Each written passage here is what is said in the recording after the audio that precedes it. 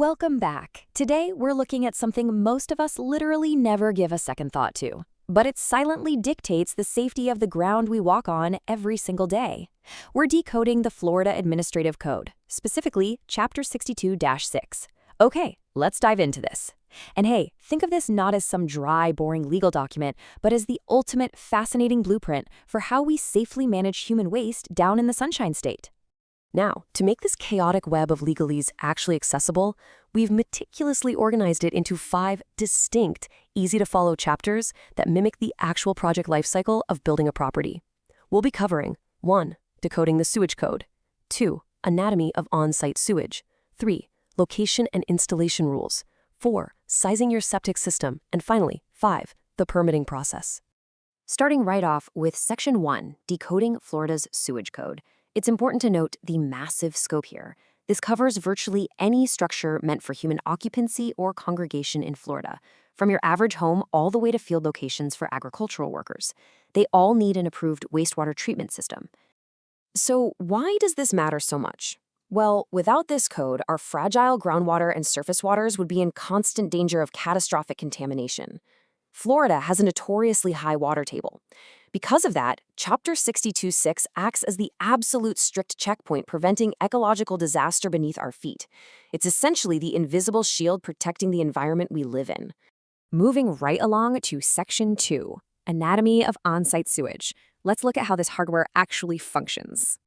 To really grasp how these rules work, it helps to look at these on-site systems like the anatomy of a living organism. First up, we have the septic tank. Think of this as the stomach of the property. The code defines it as a watertight receptacle designed to separate solids and liquids. Basically, it digests the organic matter, safely stores the solids, and then only allows the clarified liquid to pass through for the next vital stage. That clarified liquid then moves out into the drain field. If the tank is the stomach, well, the drain field is the lungs and filter of the system. It's a carefully designed network that distributes that effluent for filtration, oxidation, and absorption by the soil. This is exactly where the earth safely breathes in and absorbs the treated water back into the native environment. Now, the code makes a really massive distinction regarding what actually goes into that anatomy. It strictly separates everyday domestic sewage, black water from toilets and gray water from showers, from non-toxic commercial sewage waste. The strict rule here is that if you happen to combine commercial and domestic sewage into a single system, the entire combined volume must be treated as commercial. It's a super rigid standard, but it makes absolutely sure no specialized pollutants slip by. All right, Section 3, Location and Installation Rules. We know what the system is, so let's talk about the strict geographical and physical constraints of where a builder can actually put one. You can't just dig a hole anywhere. The state creates this highly calculated, protective bubble around drinking water sources and adjacent properties. Let's run through these crucial setback rules quickly. You have to be at least 75 feet from private potable wells, 100 to 200 feet from public drinking wells, 15 feet from drainage ditches and retention areas, 5 feet from property lines and foundations, and a massive 75-foot buffer from any surface water bodies to prevent cross-contamination. So the crucial point is the number 24 inches to be exact. This is arguably the most important vertical setback in the entire code. There has to be an absolute minimum distance of 24 inches between the bottom surface of the drain field and the wet season water table. If you don't have that 2-foot buffer, raw sewage could flood straight into the groundwater during Florida's heavy rainy season, which is a disaster we definitely want to avoid. Section 4. Sizing your septic system. This is where we see how the state mathematically calculates human behavior and wastewater output based on the exact type of building. The state doesn't just guess tank sizes. They get incredibly granular. Take a look at this comparison of estimated daily sewage flows. If you build a bowling alley, the state estimates bathroom waste at exactly 50 gallons per lane per day. But a flea market? Just 15 gallons per vendor space. It kind of makes you wonder how on earth they figured out that a bowler produces more than 3 times the wastewater of someone selling antiques. And this brilliantly illustrates how exhaustive the code really is. Even self-storage units have specific state formulas.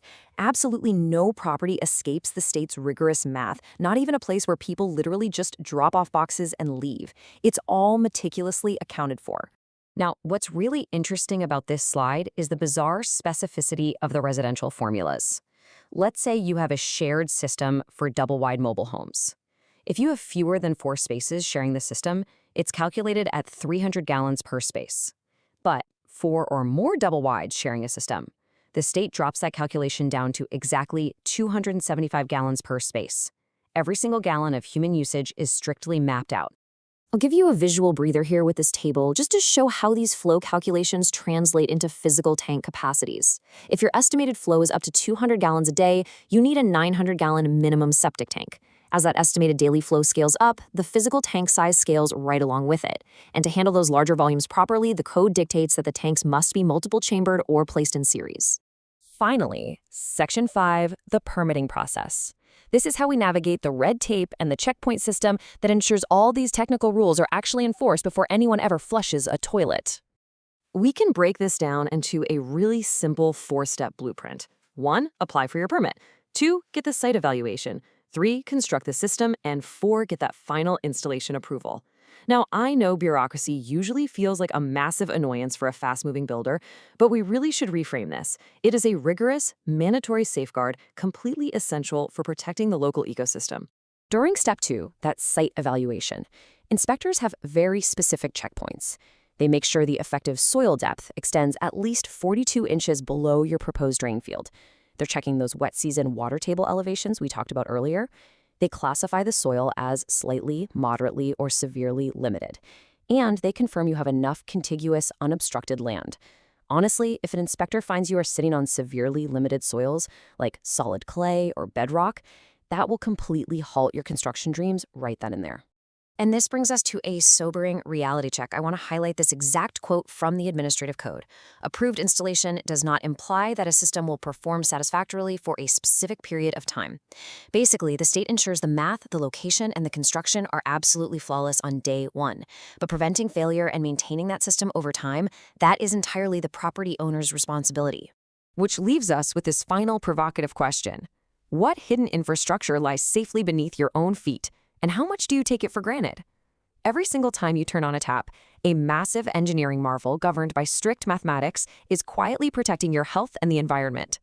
Thank you so much for learning with me today. I really hope you never look at a patch of grass quite the same way again.